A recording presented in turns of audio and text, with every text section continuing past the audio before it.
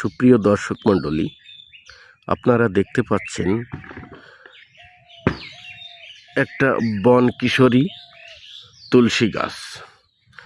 এই তুলসী গাছটি যেখানে সেখানে পাওয়া যায় না,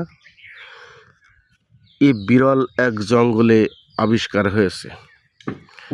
এই গাছটির অনেক ভেষজ গুণ রয়েছে। আপনারা যদি নিয়মিত এই গাছের পাতা চিবিয়ে একটু মধুর সঙ্গে মিশিয়ে খান, তাহলে কাশি সেরে যাবে। আর যদি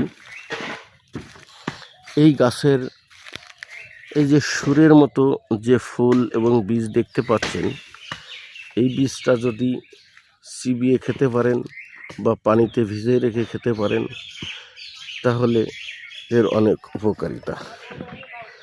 এই উপকারী গাছগুলো আমাদের প্রত্যেকের সংরক্ষণ করে রাখা উচিত।